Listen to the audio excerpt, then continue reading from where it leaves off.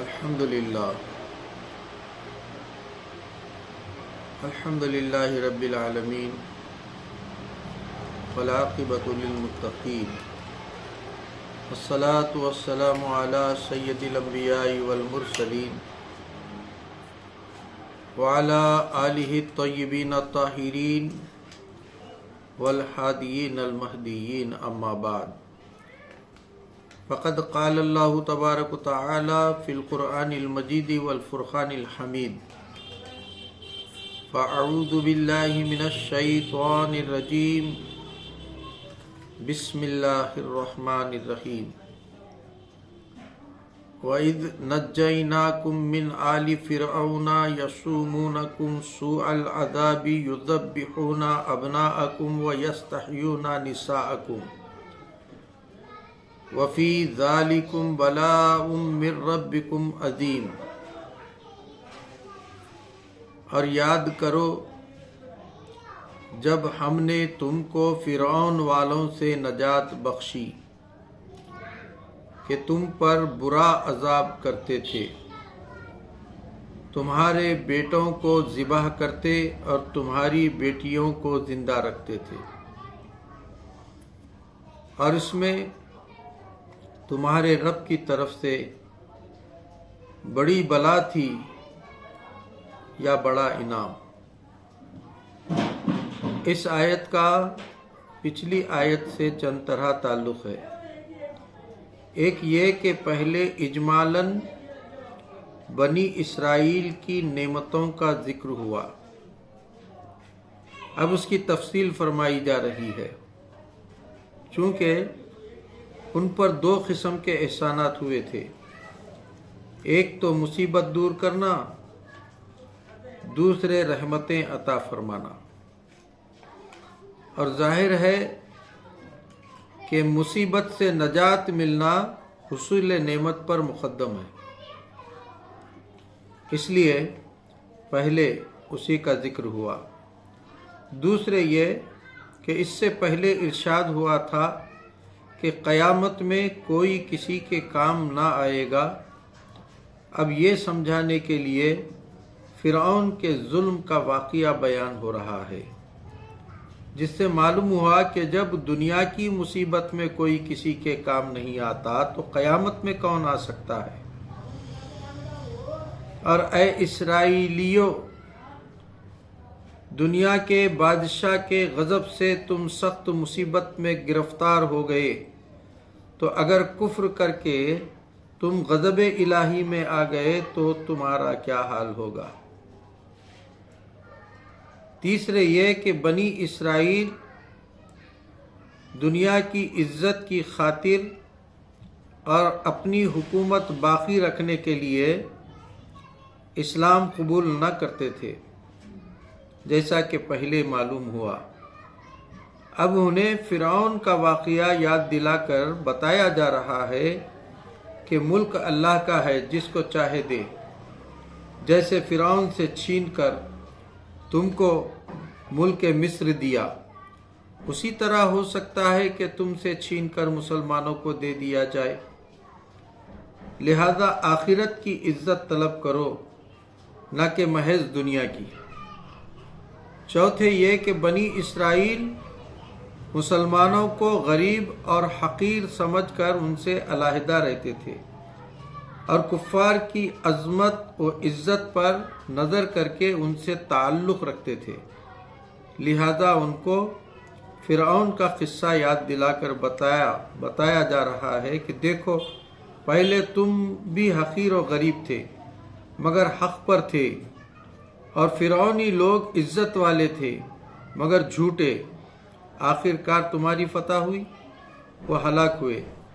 اب تم جھوٹے ہو اور غریب مسلمان سچے، لہذا یقین کر لو تم ہلاک اور وہ غالب رہیں گے، مسلمانوں کی غریبی سے دھوکہ مت کھاؤ۔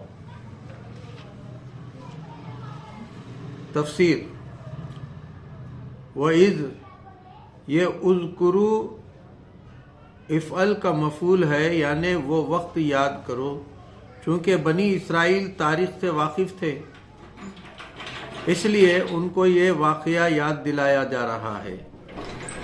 नज्जैनाकुम, ये लफ्ज़ नजवन से बना है, जिसके माना है ओहदा या ऊंची जगह।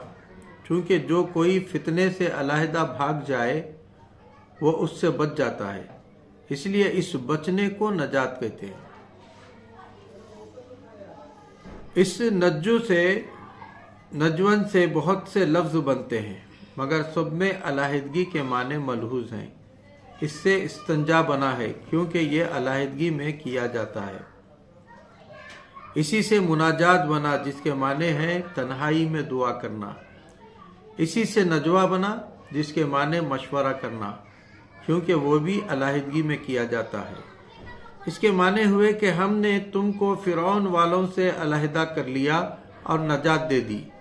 अगरचे ये वाक़या मौजूदा बनी इसराइल के बापदादों को पेश आया था, मगर चूंकि उनका बचना इनका बचना था, अगर वो ना बचते तो ये कैसे पैदा होते।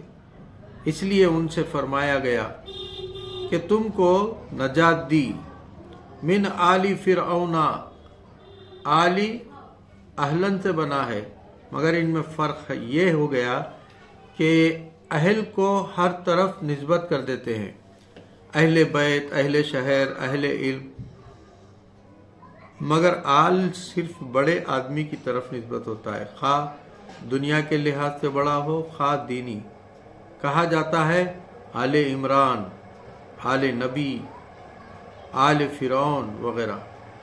आल घर में रहने वालों को भी कहते हैं, जैसे बीवी, बच्चे, खुद्दाम वगैरह, और घर में पैदा होने वालों को भी, यानी औलाद और ताबेदारों को भी। यहाँ तीसरे माने मुराद हैं, यानी फिरौन के नौकर, चाकर, पुलिस वाले वगैरह, क्योंकि फिरौन की कोई औलाद न थी और उसकी बीवी से बनी इसराइल को कोई तकलीफ न पहुंची। फिरौन बादशाह मिस्र का लक़ब था, क्योंकि मिस्री ज़बान में उसके माना थे बादशाह, जैसे अरबी में सुल्तान, फारसी में बादशाह, हिंदी में राजा और अंग्रेजी में किंग। हर बादशाह मिस्र को फिरौन कहा करते थे। इस फिरौन का नाम वलीद इब्ने मुसाब था, और चूंकि बहुत खूबसूरत था इसलिए लोग उसे खाबूस कहते थे, जिसके माना है रोशन चिंगारी। बादशाह होने की वजह से फिरौन कहा जाता है। यह बहुत सख्त मिजाज और जालिम शख्स था। उसके बाकी हालात खुलासा तफसीर में आएंगे। ख्याल रहे, बाज़ लोगों ने समझा कि यही यूसुफ अलैहिस्सलाम का फिरौन भी था, मगर यह गलत है। उसका नाम रैयान इब्ने वलीद था। मूसा अलैहिस्सलाम और यूसुफ अलैहिस्सलाम में 400 साल का फासला है, लिहाजा ये वही फिरौन कैसे हो सकता है। यसुमूनकुम, ये लफ्ज़ सूम से बना है, जिसके माने है ढूंढना, ढूंढना और तलाश करना। इसीलिए निर्ख भाव को भी सूम कहते हैं कि इससे चीज़ तलाश की जाती है। यहाँ पहुँचाने या चखाने के माने में इस्तेमाल हुआ, क्योंकि वो भी बनी इसराइल को तलाश करके तकलीफ देते थे। सू अल अज़ाब, सू के माने बुराई व सख्ती भी हैं और बुरा व सख्त भी। यहाँ हर दो माना बन सकते हैं, यानी तुमको अजाब की सख्ती या सख्त अजाब पहुँचाते थे। फिरौन की सख्तियाँ बनी इसराइल पर बेपनाह थीं। उनके बच्चों को अपनी कौम का गुलाम बना लिया था। उनकी औरतें फिरौनियों की खादुमाएँ थीं। उनके जवानों के ज़िम्मे सख्त और दुश्वार काम थे। वो पत्थर ढोते थे, जिससे उनकी कमर और गर्दनें जख्मी हो गई थी। गरीबों पर टैक्स मुकर्रर थे, जो रोज़ाना शाम से पहले वसूल कर दिए जाते थे। अगर किसी से एक दिन का टैक्स भी अदा न होता तो उसके हाथ गर्दन के साथ बांध दिए जाते थे और महीने भर तक उसको इस मुसीबत में रखा जाता था। कमज़ोर बूढ़े इसराइली निहायत जलील काम पर मुकर्रर किए गए थे। चुनांचे फिरौनियों के लिए ईंटें बनाकर पकाते थे, उनके मकानात तैयार करते थे, उनके पाखानों और गलियों में झाड़ू दिया करते थे। उनकी बुढ़ी औरतें फिरौनियों के लिए सूत काट कर कपड़े बनाती थीं, वगैरह वगैरह। तफसीर कबीर और रूहुल बयान व अजीज़ी व ख़ज़ाइनुल इरफ़ान। युज़ब्बिहूना अब्नाअकुम, या तो ये उस सख्त अज़ाब की कुछ तफसील है या अलहदा चीज़, यानी उसका जुल्म तुम पर यहाँ तक बढ़ गया था कि तुम्हारे बच्चों को ज़िबा कर डालता था। इसका पूरा वाक़या इंशाअल्लाह खुलासा तफसीर में आएगा। यहाँ सिर्फ इतना समझ लो कि फ़िरऔन इसराइलियों के छोटे लड़कों को ज़िबा कराता था, और ये सख्त मुसीबत थी, क्योंकि लड़कों के ज़िबा होने से उस नस्ल के ख़त्म होने का अंदेशा था। नेज़ बग़ैर मर्दों के औरतों की ज़िंदगी दुश्वार, उनकी इज़्ज़त व अस्मत ख़तरे में होती है। नेज़ छोटे बच्चों के ज़िबा करने में उसकी माँ को सख्त तकलीफ़ होती है, क्योंकि बड़ी मशक्क़त से उसको हासिल करती है। इससे बहुत ही उम्मीदें रखती हैं। नेज़ कुदरती तौर पर बमुकाबिला बेटी के बेटा ज़्यादा प्यारा होता है, लिहाजा बेटों का माँ बाप के सामने ज़िबा होना बड़ी ही मुसीबत थी। फिर अगर फ़िरौनी उनकी सारी औलाद कत्ल कर देते तो गनीमत था, मगर वो ये ना करते थे, बल्कि वयस्तहयूना निसाअकुम, तुम्हारी लड़कियों को ज़िंदा छोड़ते थे। ख्याल रहे कि कुरान करीम ने लड़कों के लिए अबना फरमाया, ना कि रिजाल, लड़कियों के लिए निसा फरमाया, ना कि बनात। छोटी लड़कियों को बनात और जवानों को निसा कहा जाता है। इसमें इस तरफ इशारा है कि वो उन बच्चियों को जिंदा छोड़ते थे कि जो जवान होकर तुम्हारे लिए वबाल बन जाती थी, क्योंकि लड़की जवान होकर माँ बाप के लिए बोझ बन जाती है, और ख़ासकर जब के कौम के बच्चे ज़िबा किए जा रहे हों कि लड़कियाँ जवान होकर कहाँ जाएंगी। जब उनके निकाह के लिए कौम में मर्द न मिले तो नामालूम उनका अंजाम क्या हो। वफ़ी ज़ालिकुम, ये तमाम तकलीफ़ों की तरफ इशारा है, यानी उस ज़िबा करने से छोड़ने और सख्त अज़ाब में बलाउम मिर रब्बिकुम अज़ीम, ये बला आफत के माने में है या इम्तिहान की, यानी ये तुम पर बड़ी मुसीबतें थीं या सख्त इम्तिहान, क्योंकि इम्तिहान नेमत से भी होता है और मेहनत से भी। बला से मुराद नेमत भी हो सकती है, तो माना ये होंगे कि उस नजात देने में और एहसानात करने में तुम्हारा इम्तिहान भी था कि अब तुम खुदा का शुक्र करते हो या नहीं। खुलासा तफसीर, बनी इसराइल को यह दूसरा इनाम याद दिलाया जा रहा है कि ए इसराइलियों, तुम फ़िरऔन वाली मुसीबत को याद करो कि तुमको हर रोज़ उसकी कौम की तरफ से एक नई मुसीबत का सामना होता था। उसने तुमको तरह तरह के अज़ाबों में जकड़ रखा था, यहाँ तक कि तुम्हारे लड़कों को कत्ल कराता और लड़कियाँ बाकी छोड़ता था। इसमें तुम पर सख्त मुसीबत थी, नस्ल व कौम का कम होना, लड़कियों का दूसरों के इस्तेमाल में आने का अंदेशा, फिर जिंदा औलाद का कत्ल देखना और अपनी गोद में बच्चों के ज़िबा होने का नज़ारा। रब ने तुमको सब मुसीबतों से मूसा अलैहिस्सलाम के ज़रिए नजात दी। ये कितना बड़ा एहसान है और कैसी नेमत है। तुम इस एहसान को याद करो और इस नबी आखिरुज़्ज़मा पर ईमान लाओ। ख्याल रहे कि बनी इसराइल मूसा अलैहिस्सलाम की नजात और फ़िरऔन के गर्क की यादगार कायम किए हुए थे कि आशुरा के दिन रोज़ा रखते थे, खैरातें करते थे, खुशियाँ मनाते थे। शुरू इस्लाम में मुसलमानों पर भी ये रोज़े روزہ فرض تھا، مگر قرآن نے ان کی یہ یادگاریں منانا کالعدم قرار دیا۔ فرمایا یاد کرو۔ معلوم ہوا کہ حضور سے منہ موڑ کر کوئی عبادت یا یادگار منانا معتبر نہیں۔ بنی اسرائیل، فرعون، موسیٰ علیہ السلام۔ حضرت ابراہیم علیہ السلام کے بعد یعقوب علیہ السلام تک ان کی اولاد کنعان میں ہی آباد رہی۔ پھر یوسف علیہ السلام اپنے بھائیوں کے حسد کی وجہ سے بظاہر غلام بن کر مصر میں تشریف لائے۔ یہاں حق تعالیٰ نے ان کو بڑا عروج عطا فرمایا۔ جب کنعان میں سخت قحط پڑا تب یعقوب علیہ السلام اور ان کی ساری اولاد مصر میں آ گئے۔ ان سب کو خدا نے بڑھایا اور چند صدیوں میں مصر میں ان کے لاکھوں آدمی ہو گئے، اور اس عرصے میں وہاں اسرائیلیوں کا بہت دبدبا رہا۔ یوسف علیہ السلام والا فرعون اور اس کے ساتھی مرکب گئے اور ملک مصر میں بدنظمی پیدا ہوئی۔ ولید ابن مصعب جو سیدنا موسیٰ علیہ السلام کا فرعون ہے، یہ شہر اصفہان کا ایک غریب عطار تھا۔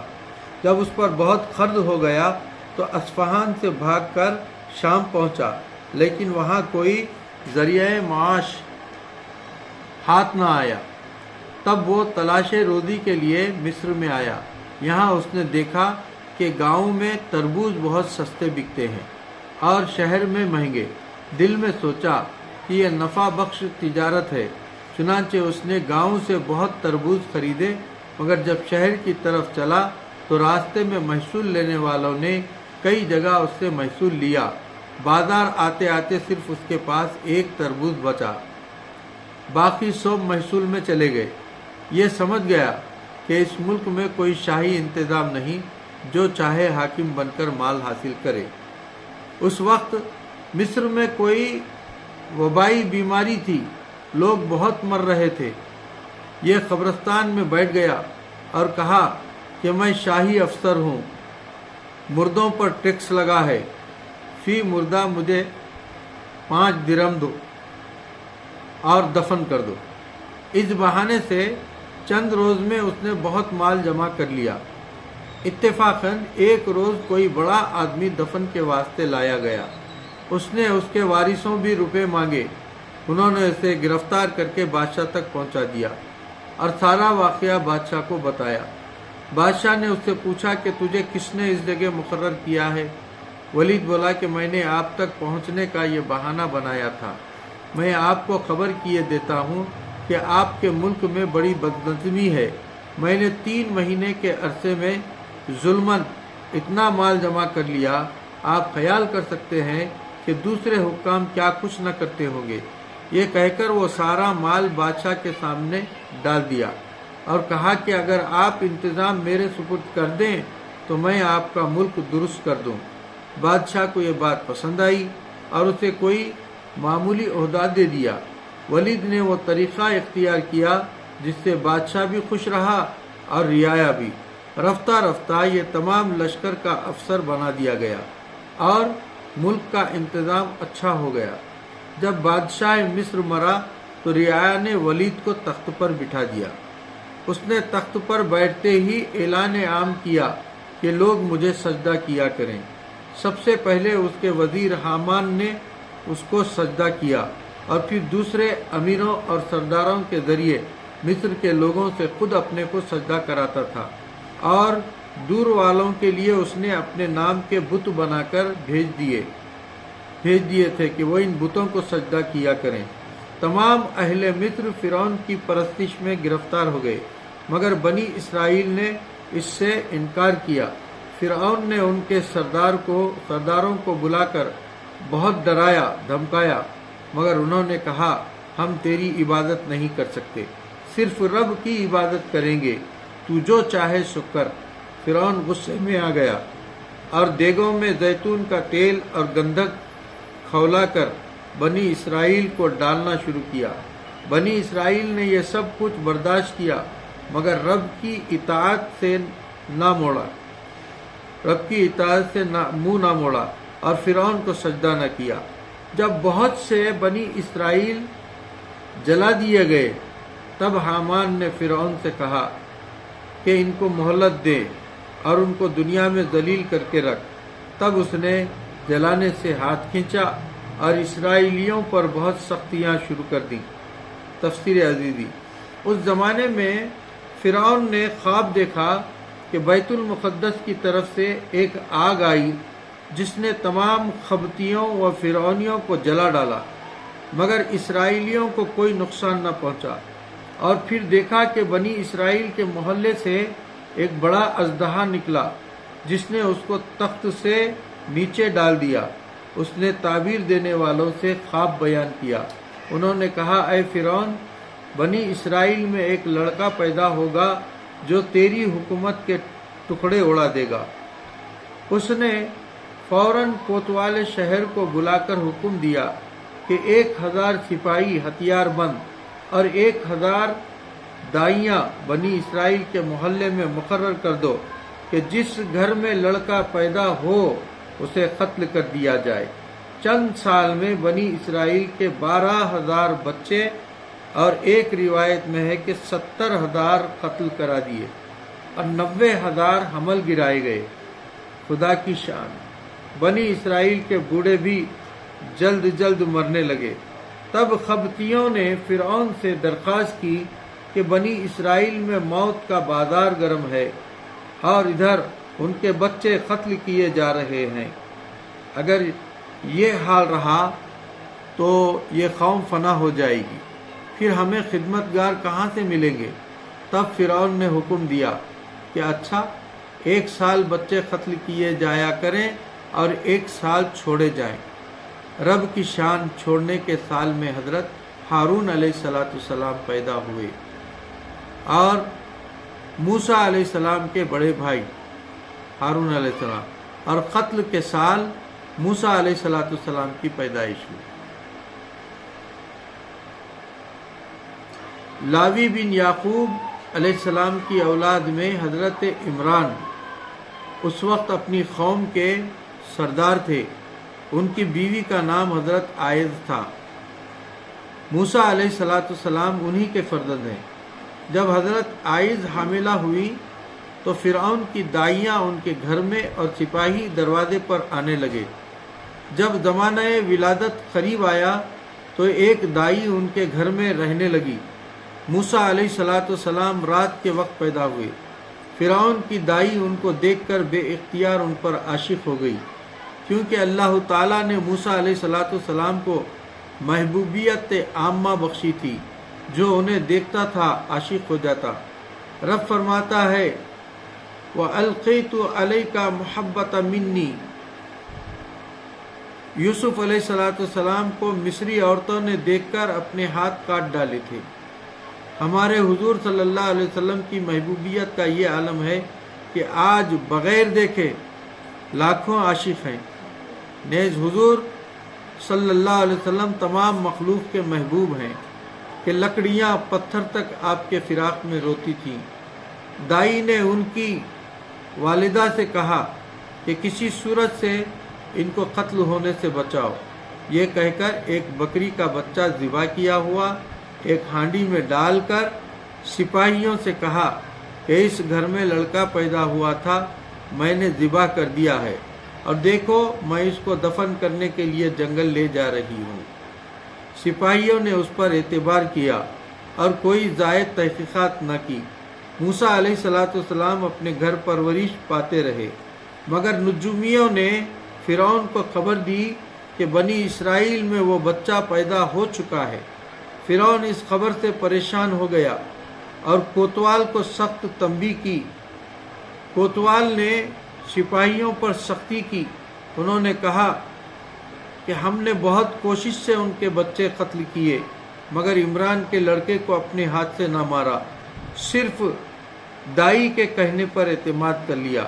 کوتوال نے کہا کہ فوراً اس گھر کی تلاشی لو اور بلا تعمل گھس جاؤ۔ سپاہی بے پردہ حضرت عمران کے گھر میں گھس آئے۔ اس وقت موسیٰ علیہ السلام اپنی بڑی بہن مریم کی گود میں تھے۔ مریم نے یہ ماجرا دیکھ کر فرعون फौरन उनको भड़कते हुए तंदूर में इस तरह डाल दिया कि सिपाहियों को खबर न हुई। मरियम ने ख्याल किया कि अगर पुलिस ने बच्चे को देख लिया तो ये फर्जंद और हम कत्ल कर दिए जाएंगे। पुलिस ने घर की तलाशी ली, कुछ ना पाकर वापस लौट गए। वालिदा ने मरियम से पूछा कि मूसा अलैहिस्सलाम कहाँ हैं? उसने सब माजरा कहा। माँ गम से तड़प गई। तंदूर में पर जाकर देखा कि आग के शोले निकल रहे हैं, मगर मूसा अलैहिस्सलाम बदस्तूर अमन व अमान से हैं। ये मूसा अलैहिस्सलाम का अरबास हुआ, यानी दावे नबूवत से पहले मोजिज़ा का ज़हूर। जैसे हुजूर सल्लल्लाहु अलैहि वसल्लम को बचपन शरीफ में पत्थरों का सलाम करना वगैरह। ईसा अलैहिस्सलाम ने पैदा होते ही कलाम फरमाया।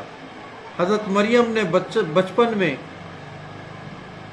जन्नती गैबी फल खाए, ये कुरान से साबित है। आज उनकी उम्र 40 दिन की थी। वालिदा के दिल में ख्याल आया कि इस फर्जंद की ज़िंदगी मुश्किल है, इसको कश्ती में रख दरियाए नील में बहा देना बेहतर है। शायद कोई दूसरा शख्स इनको उठा ले और वहाँ ये परवरिश कर पाएँ। घर के सब लोगों ने मशवरा करके मोहल्ले के एक बढ़ई से, जिसका नाम सानूम था, एक संदूकशा लकड़ी का बनवा कर उससे अहद लिया कि किसी से इसका जिक्र न करना। सानूम ने संदूकशा बनाया। उधर फिरौन की तरफ से ऐलान हुआ कि जो शख्स हमको उस लड़के का पता दे जो कि बनी इसराइल के घर पैदा हुआ है, तो उसको बहुत इनाम दिया जाएगा। सानूम को तमा हुई, लालच हुई, खबर देने के लिए निकला। दरवाजे पर पहुंचा कि ज़मीन में टखनों तक धंस गया और गैबी आवाज़ कान में आई कि अगर ये राज तूने जाहिर किया तो तुझको ज़मीन में धंसा दिया जाएगा। सानूम घबरा गया और संदूकशा इमरान के मकान पर पहुंचाया और अर्ज़ किया कि मुझे इस पाकीज़ा फर्जंद की सूरत दिखा दो। वालिदा ने उसको हज़रत मूसा अलैहिस्सलाम की ज़ियारत कराई। सानूम ने उनके क़दम पाक पर आंखें मली और उन पर ईमान लाया। चुनांचे सबसे पहला मोमिन यही है, और उस संदूकशे की उजरत भी न ली। वालिदा ने मूसा अलैहिस्सलाम को गुस्ल दिया, उम्दा कपड़े पहनाए, खुशबू लगाई और संदूकशे में रखकर दरियाए नील पर रोती हुई गई और खुदा के हवाले करके दरिया में बहा दिया। दिल बहुत बेचैन हुआ, मगर कुदरती तौर पर तस्कीन हुई कि बच्चा फिर मुझको ही मिलेगा। दरिया से एक नहर निकलकर फिरौन के बाग में पहुंचाई गई थी, जिसका नाम ऐनुश शम्स था।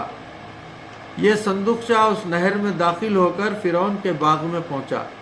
उस वक्त फिरौन बाग की सैर कर रहा था और उसकी बीवी हजरत आसिया और दीगर खास लोग साथ थे। ये लोग उस संदूकशे को उठाकर फिरौन के पास ले आए। फिरौन ने जो उसको खोला तो उसमें निहायत हसीन और जमील लड़का पाया। बोला कि ये वही लड़का है जिसकी नुजूमियों ने खबर दी थी। ये मेरा इकबाल है कि वो खुद ब खुद मेरे पास आ गया, इसको भी फौरन कत्ल कर दिया जाए। हजरत आसिया फिरौन की बीवी आपका हुस्न जमाल देखकर आप पर आशिक हो गई और फिरौन से बोली कि तूने महज गुमान से हज़ार बच्चे कत्ल करा दिए, इसको कत्ल न कर। ये बच्चा शायद किसी और जगह से आ रहा है, बनी इसराइल का नहीं है। मेरा कोई बेटा नहीं है, मैं इसको बेटा बनाऊंगी। खुदा ने मेरी गोद भर दी। फिरौन ने यह बात मान ली। उधर मरियम मूसा अलैहिस्सलाम की बहन ने माँ को खबर दी कि भाई तो फिरौन के पास पहुँच गया। माँ बेकरार हो गई, मगर रब की तरफ से इल्का हुआ कि घबराओ नहीं, तुम्हारा बच्चा तुमको ही मिलेगा।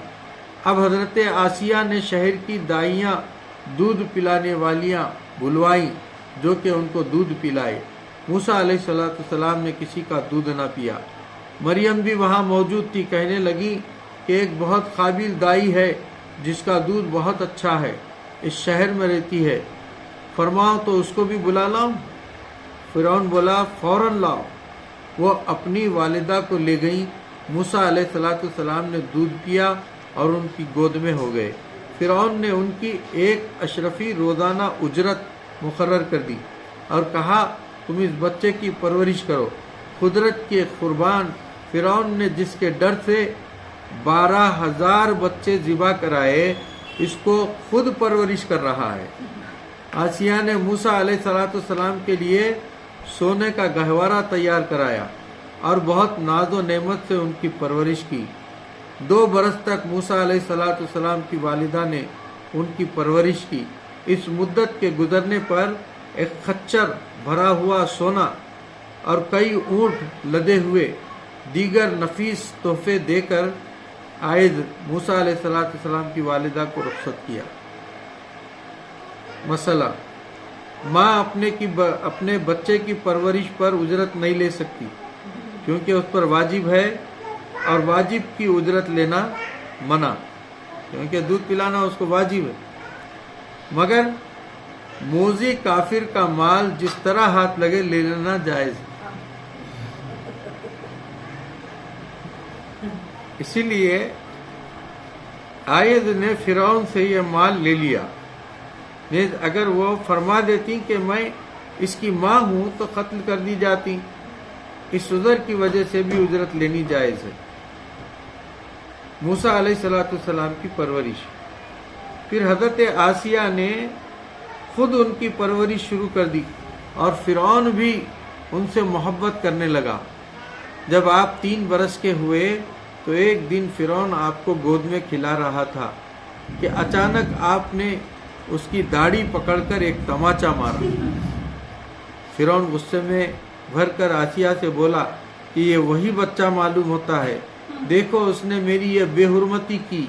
آسیہ فرمانے لگی بچے ناسمجھ ہوتے ہیں، ان کے فعل کا اعتبار نہ کرنا چاہیے، یہ تو آگ میں بھی ہاتھ ڈال دیتے ہیں۔ فرعون نے کہا کہ اچھا امتحان کرو، ایک تشت میں سونا رکھ دو، دوسرے میں آگ، اگر یہ آگ میں ہاتھ ڈال دے تو واقعی تم ٹھیک کہتی ہو۔ ایسا ہی کیا گیا۔ قریب تھا کہ آپ سونے کی طرف دوڑتے، مگر حضرت جبرائیل علیہ السلام نے آپ کا رخ آگ کی طرف کر دیا۔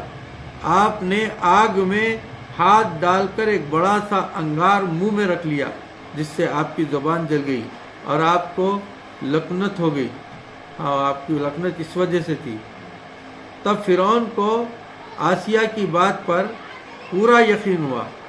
آپ کے زمانے پرورش میں فرعون نے آپ کے بہت سے معجزے دیکھے۔ ایک بار آپ نے مرغ سے تسبیح پڑھوائی، ایک دفعہ پکے ہوئے مرغ کو زندہ فرمایا، جس سے کہ فرعون کے دل میں آپ کا رعب بیٹھ گیا، مگر غلبہ محبت اور اپنی بیوی کی وجہ سے قتل نہ کرا سکا۔ جب موسیٰ علیہ السلام تقریباً جوان ہوئے تب آپ کا میلان قلبی بنی اسرائیل کی طرف ہوا۔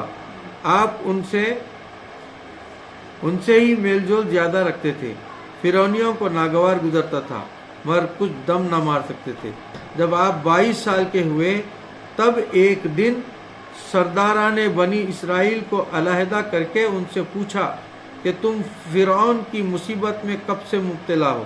انہوں نے جواب دیا کہ بہت عرصے سے۔ آپ نے فرمایا کہ یہ تمہارے گناہوں کی شامت ہے، تم نظر مانو کہ جب رب تعالیٰ تم کو اس سے نجات دے تو تم وہ پوری کرو۔ ان سب نے کہا کہ کیا نظر مانے؟ آپ نے فرمایا کہ رب تعالیٰ کی اطاعت و فرما برداری۔ سب نے نظر مان لی۔ موسیٰ علیہ السلام کی مصر سے روانگی۔ جب آپ 30 سال کے ہوئے تو ایک دن ایک خبتی اور اسرائیلی میں جھگڑا ہو رہا تھا۔ خبتی اسرائیلی کو لکڑیوں کا بوجھ اٹھانے پر مجبور کر رہا تھا، وہ انکار کرتا تھا۔ اسرائیلی نے آپ کو پکارا کہ اے موسیٰ مجھے اس ظالم سے نجات دلواؤ۔ آپ نے خبتی کو ظلم سے منع کیا، وہ باز نہ آیا۔ آپ نے اس کو ایک مکہ مارا جس سے وہ خبتی مر گیا۔ اسرائیلی اپنے گھر گیا، خیال رہے کہ آپ نے خبتی کو ہلاک کرنے کے ارادے سے نہ مارا تھا، صرف چھڑانے کے غرض سے وہ اتفاقیہ مر گیا۔ اتفاقیہ پر قصاص نہیں ہوتا، نیز وہ کافر حربی تھا جس کا قتل گناہ بھی نہیں۔ کچھ روز بعد تو سارے ہی خبتی ہلاک کیے گئے۔ الغرض فرعون کو خبر پہنچی اس نے کہا کہ موسیٰ علیہ السلام نہیں کر سکتے۔ دوسرے دن وہ بنی اسرائیلی دوسرے قبطی سے الجھا ہوا تھا۔ آپ کو دیکھ کر آپ سے فریاد کی۔ آپ نے اسرائیلی کو جھڑکا اور چاہا کہ اس قبطی سے چھڑا دیں۔ اسرائیلی سمجھا کہ آج مجھے مار رہے ہیں۔ وہ چیخا کہ اے موسیٰ، کل تو نے قبطی کو مارا تھا، کیا آج مجھے ہلاک کرنا ہے؟ یہ بات لوگوں نے سنی اور فرعون کے پاس گواہی دی۔ قبطی سرداروں نے فرعون سے مطالبہ کیا کہ ہمارے حوالے کرو تاکہ ہم قبطی کا ان سے قصاص لیں۔ فرعون نے ایسا کرنے میں تحمل کیا۔ اس مجلس میں ایک شخص موجود تھا جس کا نام حزقیل تھا اور وہ درپردہ ایمان لا چکا تھا۔ اس نے موسیٰ علیہ السلام کو خبر دی کہ آپ کے قتل کا مشورہ ہو رہا ہے، بہتر ہے کہ آپ کسی اور جگہ چلے جائیں۔ موسیٰ علیہ السلام بے سر و سامان مدین کی طرف روانہ ہو گئے اور وہاں حضرت شعیب علیہ السلام کے گھر ٹھہر گئے اور ان کی لڑکی سے جن کا نام صفورہ تھا نکاح کیا۔ 10 سال وہاں رہے، پھر مصر کی طرف تشریف لائے۔ راستے میں آپ کو نبوت عطا ہوئی اور پھر 40 سال تک مصر میں فرعون کے مقابلے میں مشغول رہے اور تبلیغ احکام فرماتے رہے۔ یہ واقعہ خیال میں رکھنا چاہیے، آئندہ اس سے فائدہ ہوگا۔ وآخر دعوانا ان الحمد للہ رب العالمین۔